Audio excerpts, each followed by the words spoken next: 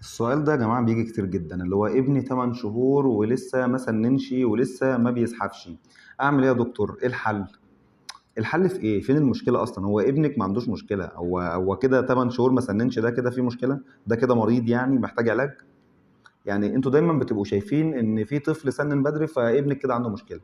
بصوا يا جماعة، يعني لو احنا متفقين على ميعاد نتقابل فيه بكرة الساعة 10، اللي هيجي الساعة 7 عادي، اللي يجي الساعة 8 عادي، المهم الساعة 10 كلنا نوصل. اللي جه بدري ده معناه ان الساعة 10 ده متأخر؟ لا مش متأخر ولا حاجة. وبالتالي التسنين لحد سنة وثلاث شهور قبل ما تشتكي، ما تشتكيش.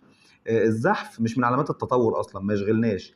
المشي معاك لحد سنة ونص، ان هو يمشي بس ساند حتى. الوقف معاك لحد سنة وثلاث شهور يكون بيقف.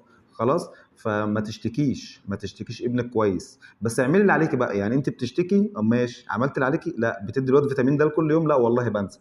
بتعرضيه للشمس؟ لا خالص ما بعرضوش. بتاكليه اكلات فيها كالسيوم وكده؟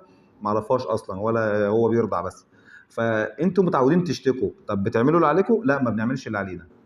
طب بعد اذنكم راجعوا نفسكم، ما تقعدوش تدوا كالسيوم وتدوا فيتامين د النشط وتاذوا عيالكم وانتم ما بتعملوش اللي عليكم اصلا. والعيال اصلا كويسه، العيال ما فيهاش مشكله. يعني ابنك اللي ما سننش عند 8 شهور ده زي الفل، ما عندوش مشكله خالص. تمام. باي.